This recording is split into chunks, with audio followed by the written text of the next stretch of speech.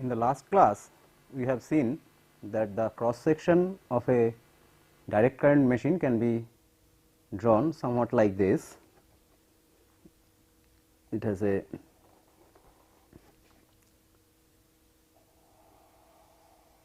stator core,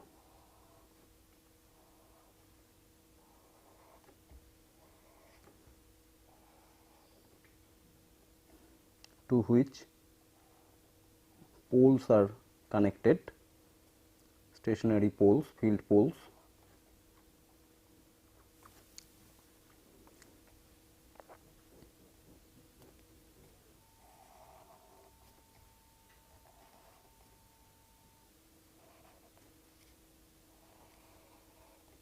In general, a DC machine can have more than 2 poles.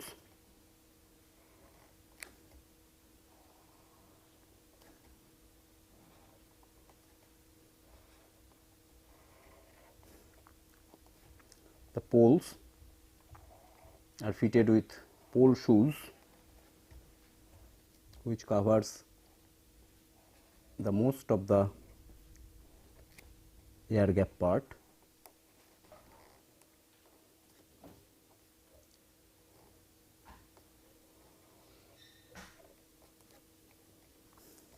And carries winding.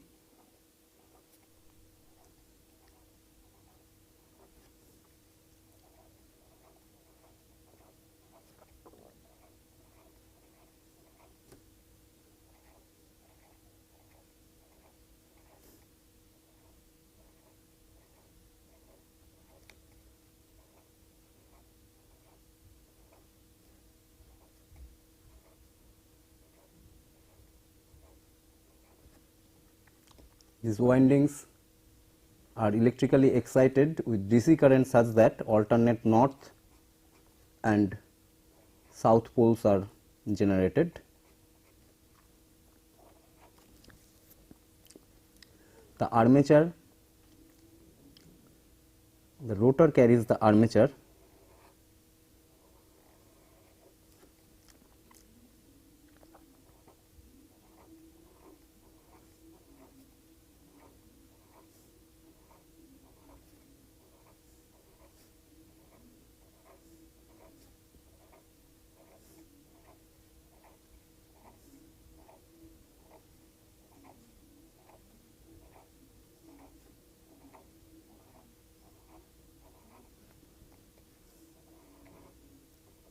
is mounted on a shaft, axial shaft. The connection to the rotor are obtained by means of commutators and brush segments. The brushes are normally pressed what we call the interpolar region. That is, it connects to the conductor that are at the interpolar region. This is plus, plus, minus, minus. The brushes divide the armature is a closed winding. The brush divide the armature in several parallel paths. The closed winding of the armature can be schematically represented like this, and the brushes here, the positive brushes are connected together and the negative brushes are also connected together.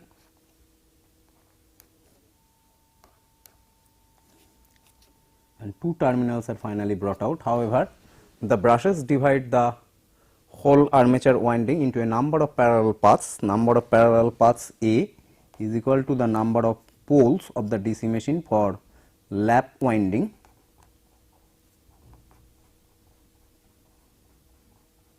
and the number of parallel paths A equal to 2 for wave winding.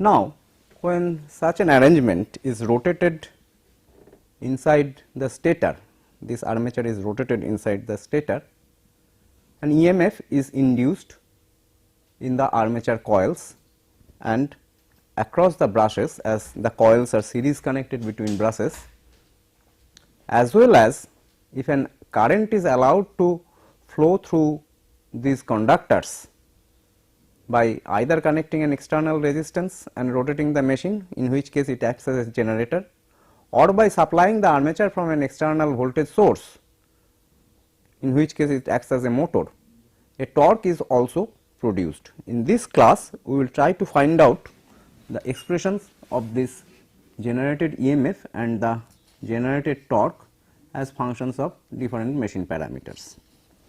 For this purpose, let us take what we call a developed view of this cross section. Developed view is nothing but cutting the cross section diametrically and unfolding it in a straight line. If we do that exercise, along this axis and hold it open, then it will look somewhat like this.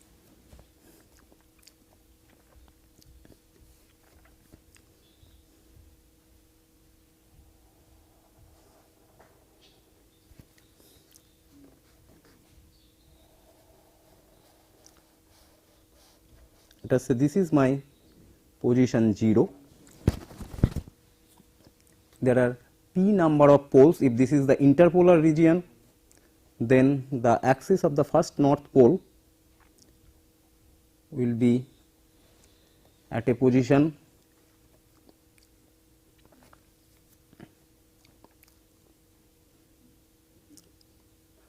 pi by p. The next interpolar region will come at 2 pi by p.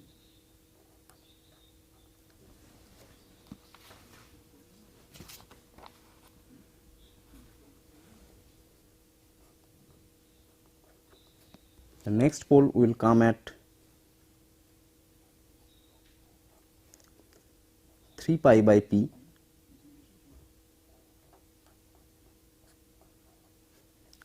And we will come back to the original position.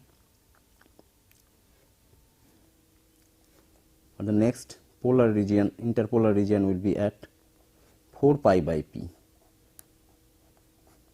Since a pair of poles, the action due to a pair of poles is identical for all pole pairs, we will concentrate only on the behavior of the machine under one set of pole pairs. So, our diagram ends here. Let us say this is the north pole,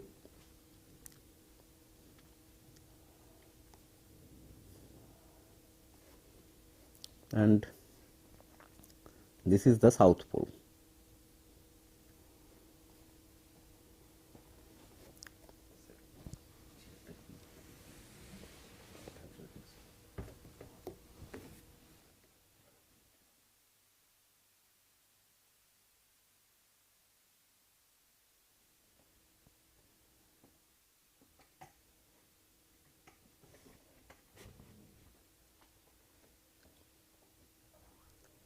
The poles are fitted with pole shoes, which covers most of the armature surface. Therefore,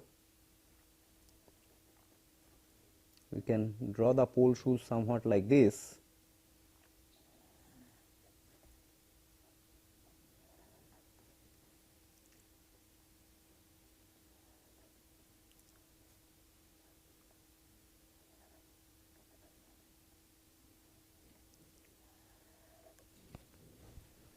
So, this is north pole, this is south pole. The flux density waveform produced by the field winding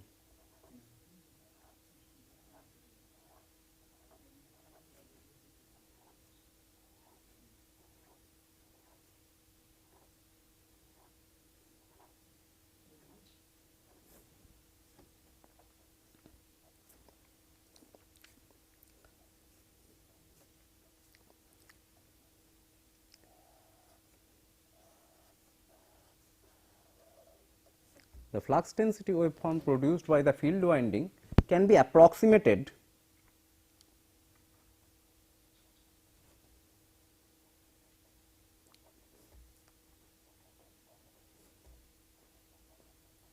by a flat top trapezoidal waveform.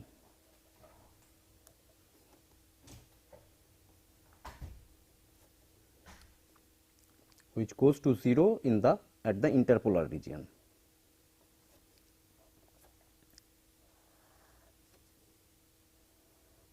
In this region, flux is going from the pole to the armature, which we call positive flux and denote by these arrows.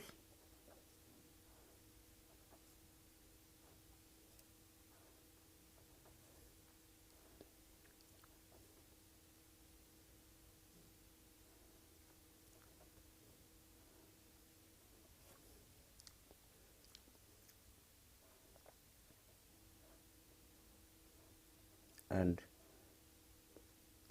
this is the negative flux which flows from the armature to the south pole and denoted by these negative arrows.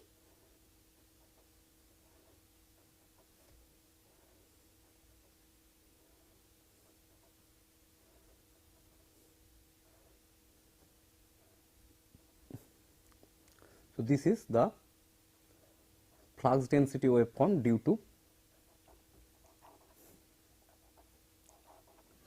the field winding alone. Now, consider at any time a coil on the armature, full pitch coil. By that we mean that if one end of that coil is under north pole, the other end will be under south pole.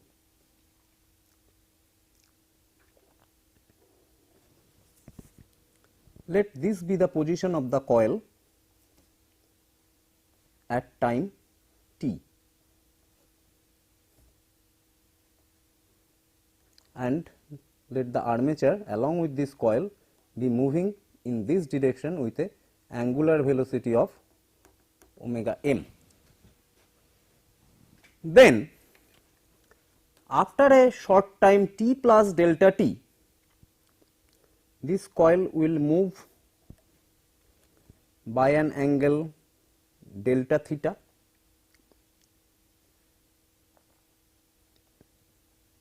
This angle will be delta theta. What will be delta theta? Delta theta equal to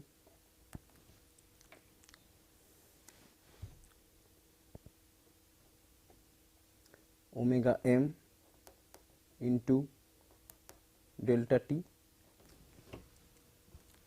Now, let us look at the change in flux linkage of this coil delta lambda.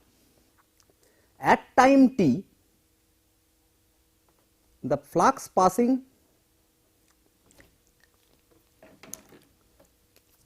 through the coil can be found by integrating the flux density waveform between these two limits, and at time t plus delta t, the flux density waveform flux linkage can be found by integrating the flux density waveform between these two lines. However, let us find out the change in flux linkage, or rather change in flux first, delta phi. The change in flux delta phi, if we try to find out, we see that the flux passing through this area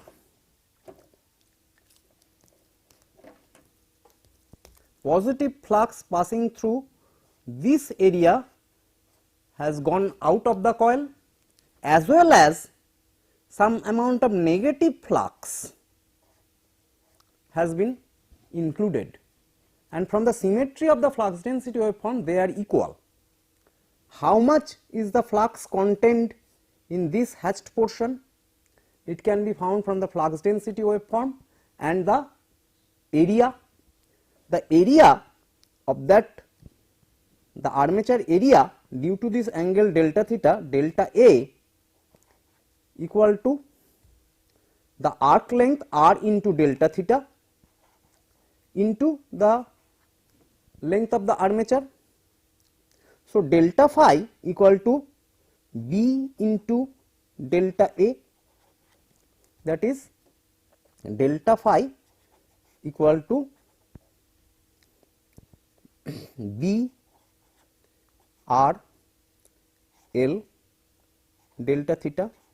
So, and 2 times this, and that is in the negative direction. So, this is minus 2 times B r L delta theta, and the change in flux linkage delta lambda equal to number of turns in this coil, let us denote it by NC. So, delta lambda equal to minus 2 NC B r L delta theta. So, the magnitude of the EMF induced in this coil at the instant t is given by E equal to limit delta theta tending to 0 delta lambda by delta t, that is equal to d lambda dt. So, E equal to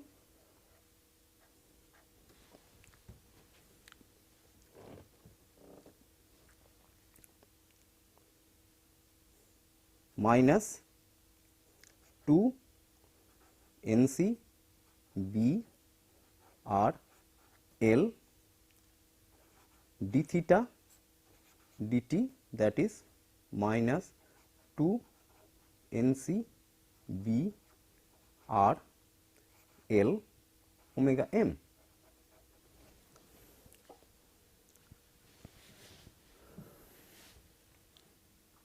So, we see that the voltage induced in a coil at a given position theta is proportional to the flux density at that position and the rotational speed of the machine.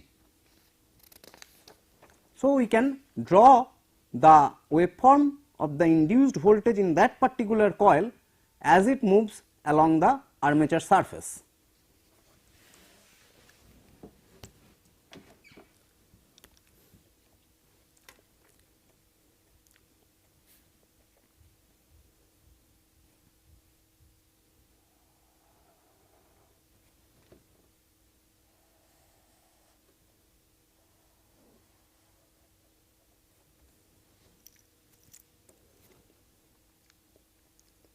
This is 0,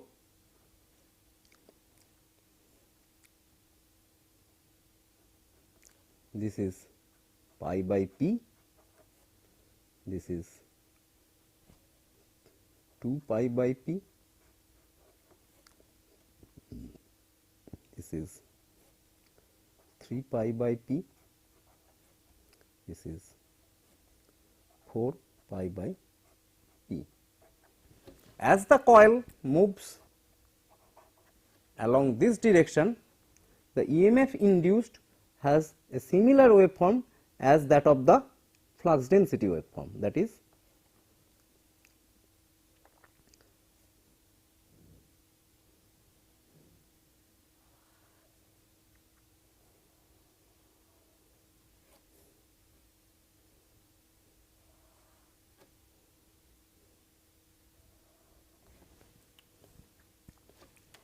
where theta is the position of the first end of the coil.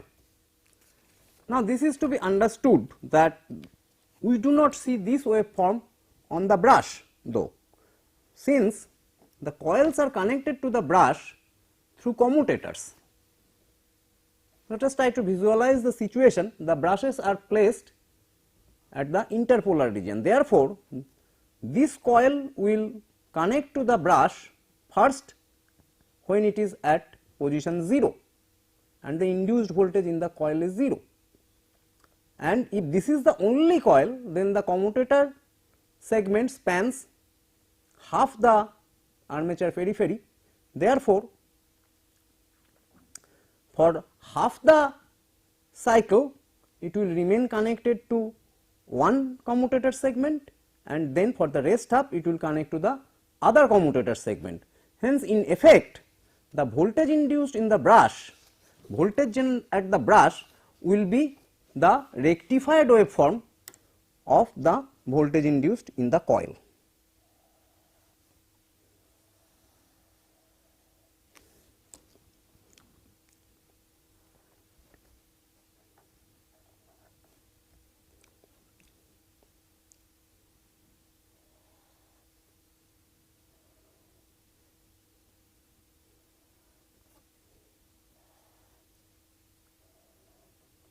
This is the voltage induced, this is the voltage induced in the coil, this is the voltage in the brush, across the brush. This would have been the voltage across the brush had there been only one coil on the armature. But now consider a practical DC machine where there will be a large number of such coils. For example,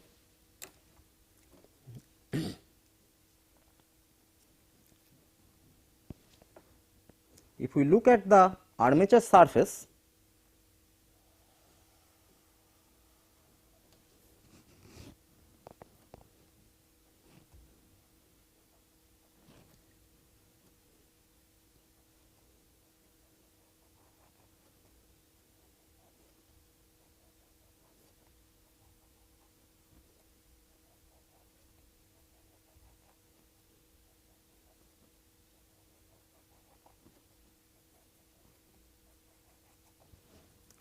this contains slots.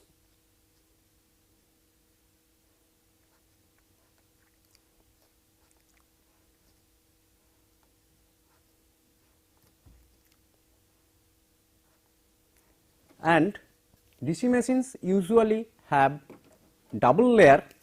So, in each slot there will be two coil ends. So, and if we assume that one of these slot denote the width of the slot by delta theta, then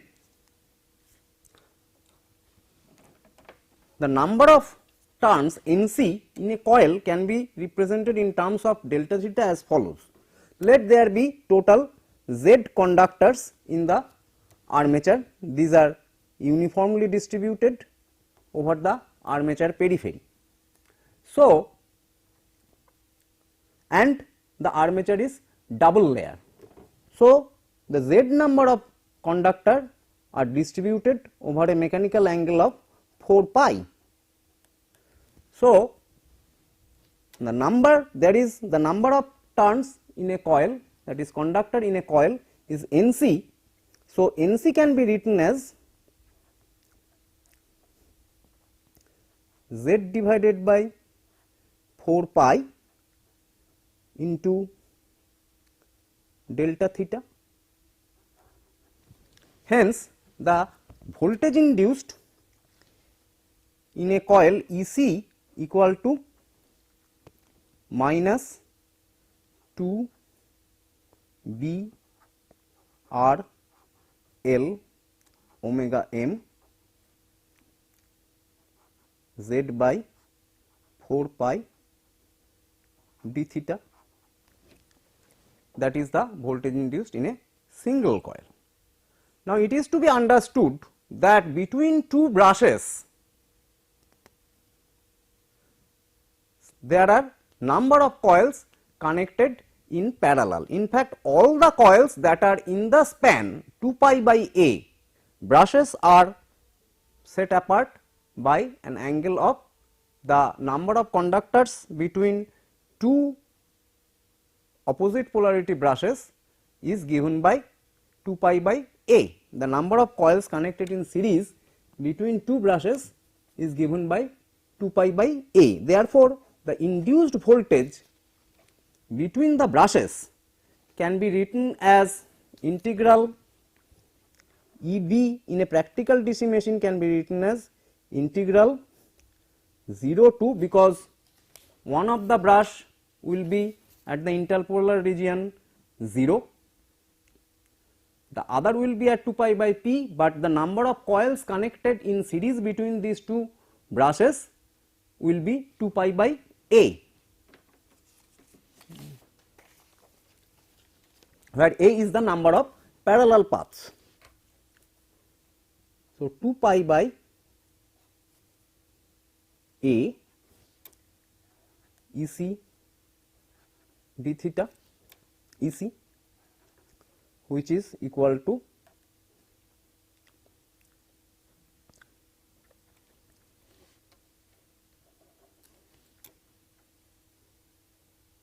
two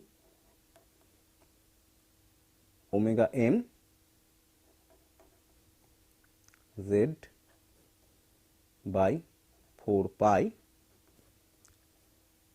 integral 0 to 2 pi by A B R L d theta. Now, let us do a change of variable as follows. Let us define phi equal to E by P theta. Therefore, d phi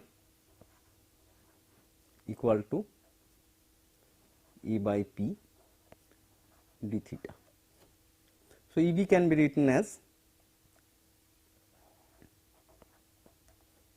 2 omega m z by 4 pi into P by A integral 0 to 2 pi by P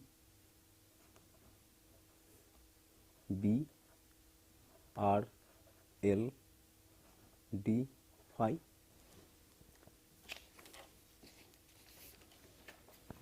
This term under integration can be easily identified as the total flux passing through the north pole. Hence, this is termed the flux per pole or phi p. Therefore, the simple formula of induced voltage across two brushes is given by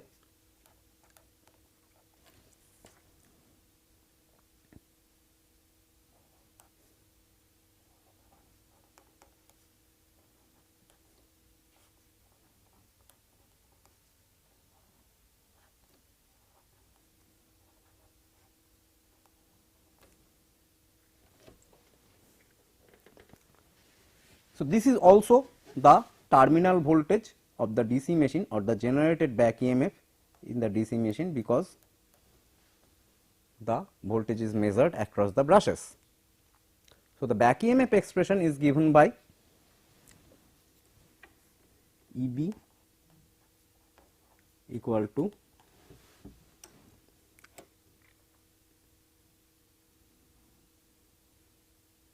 Z divided by 2 pi P by A phi P omega m.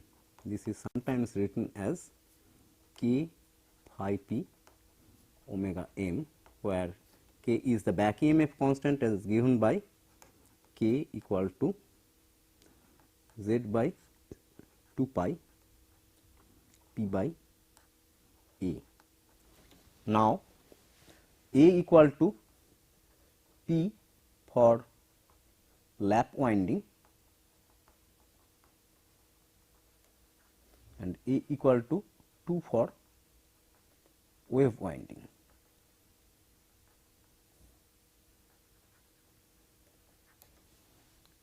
there is a slightly different formula for this EB also. If we write omega m in terms of RPM, then omega m equal to 2 pi into n, where n is the rotational speed of the DC machine rotor in RPS, or equal to 2 pi n by 60, where the rotational capital N is the rotational speed in RPM. So, EB can be written as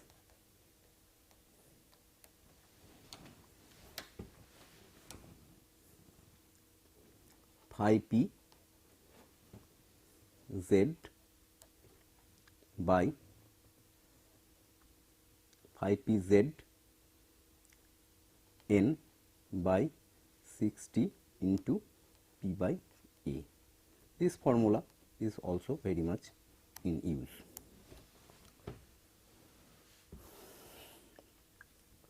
So, we have seen that how to find out the induced EMF in a DC machine from the first principle. Now, let us find out the torque. For that, we again go back to the original diagram of the developed diagram.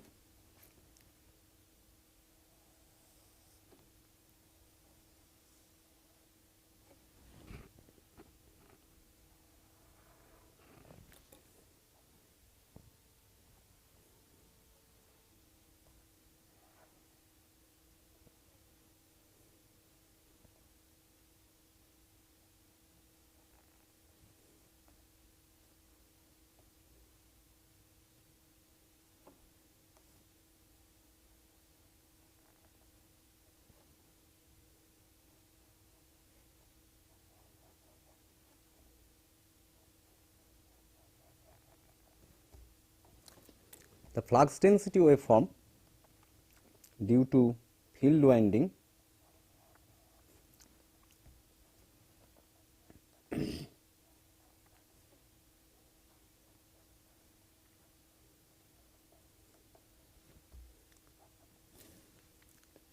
we have mentioned is trapezoidal, that is of this shape.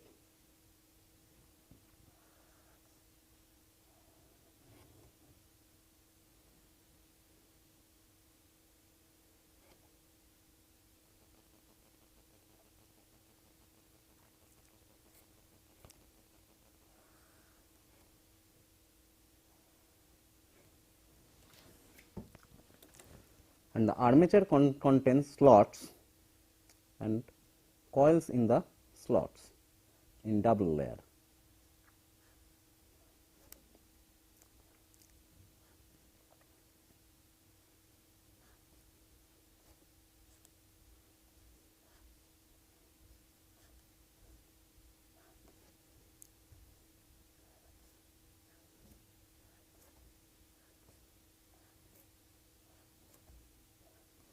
We have seen that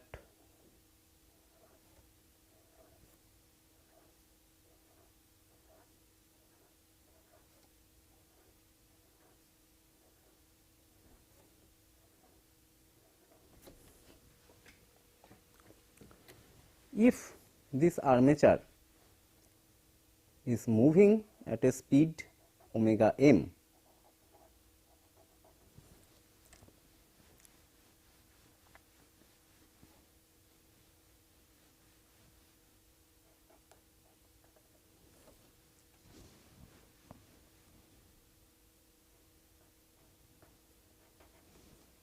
in this direction, then there will be a induced voltage in these coils. What will be the direction of the induced voltage? From Faraday's principle, we can say that the induced EMF will be in such a direction that if a current is allowed to flow in the coils, it will oppose the change of flux linkage. Now, we have seen that due to the motion, the flux linkage change is in the negative direction, that is positive flux linkage tends to decrease. So, the current will flow in this coil in such a fashion that this decrease in the flux linkage is compensated, that is the currents in these coils will produce positive flux in this direction. So, what will be the direction of current flow? It has to be understood that the positive flux means flux flowing from the field to the armature. Definitely then the current flowing in these coils will be of dot polarity, and current the other side of the brush will have cross polarity due to the induced EMF. Now, we also know that if there is a current carrying conductor under a magnetic field, then the conductors experience a force, and from the Fleming's left hand rule we can find out the direction of the force. In this case, the direction of the force will be opposite to motion. We can also find out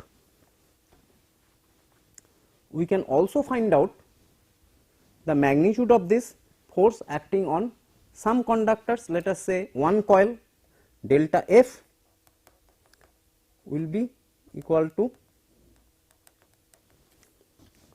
the number of conductors at any given position, which due to double layer winding is 2 Nc.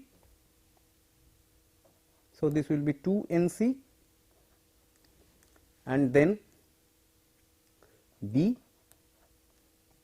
into L and into IC, that is the current flowing through those conductors. Now, if the armature has a number of parallel paths, then IC equal to armature current IA by A.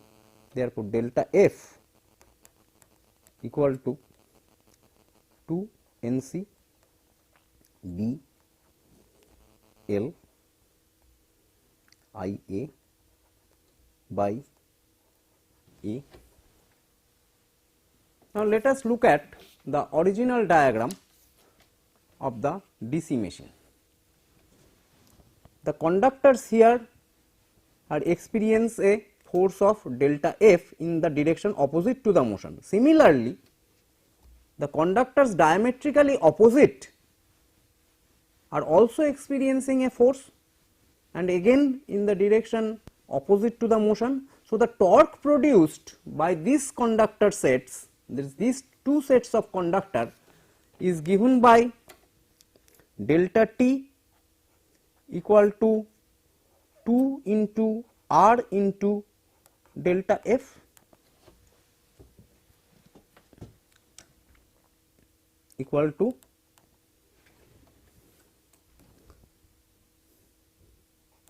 four Nc B R L I A by A.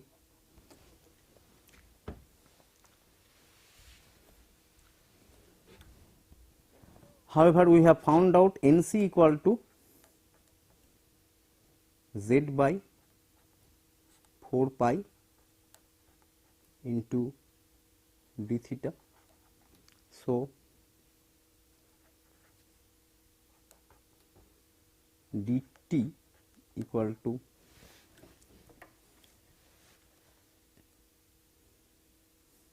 Z by pi B R L I A by A into d theta.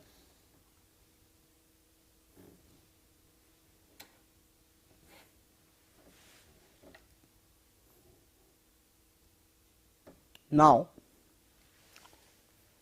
we know that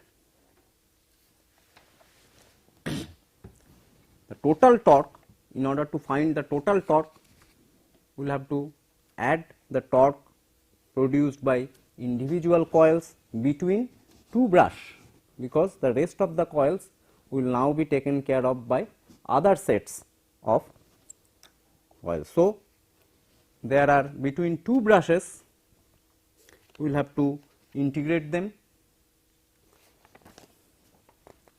So, torque T equal to Z by pi into I by IA by A. We have to integrate over one pole pitch, that is integral 0 to 2 pi by P B R L d theta. However, there are P by 2 such pole pairs which is generating the torque. This is the torque produced by one pole pair. So, the total torque, for in order to get total torque, this has to be multiplied by P by 2. So, the total torque expression will, this we again identify as flux per pole. So, this will be Z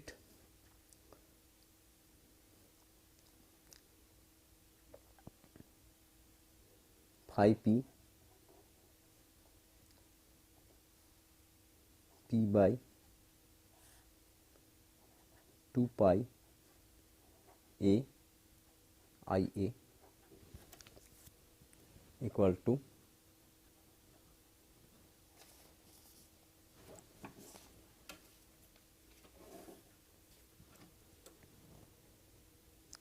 Z by 2 pi into P by A into phi P into I A. This is again can be written as K phi P I A, where K is the torque constant, and we found that the torque constant is same as the back EMF constant found during calculation of the induced EMF. This can also be shown from the power balance.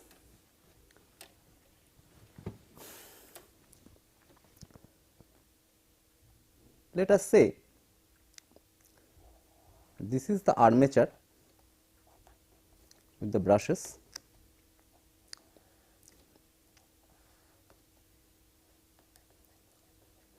With an external resistance connected and being rotated in the direction the speed of omega m. Let the current here be I A. If we assume no loss in the machine, that is, if we assume armature resistance of the machine to be 0, then the power produced by the generator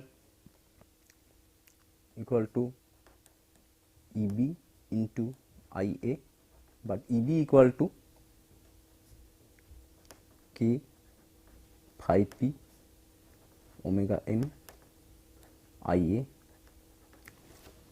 The electrical power produced must be equal to the mechanical power input. So,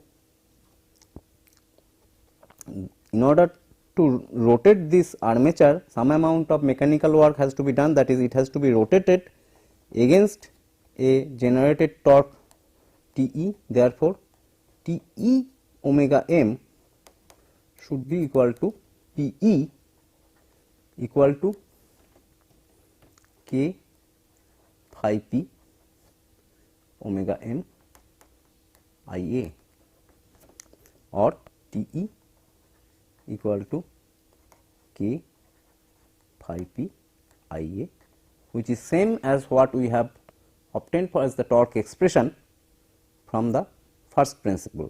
This we have shown when the machine works as a generator. However, the same conclusion will be arrived if we consider a motor mode of operation. In the motor mode of operation, the only change will be the direction. The armature terminals will be connected to an external source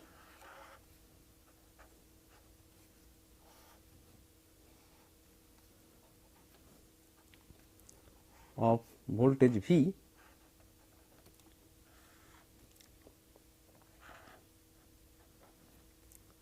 and if we neglect the armature resistance, then in steady state V equal to E B equal to K phi P omega m. Therefore, electrical power input to the machine is V I A equal to K phi P omega m I A. This must be same as the mechanical work done. The direction of torque will also now change because the direction of current has changed. So, T E omega m should be equal to K phi P omega m I A, or torque in the motor mode will also be given by K phi P I A.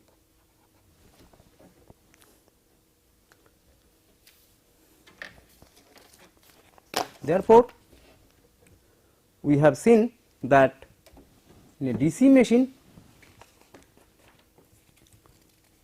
when the armature rotates under the influence of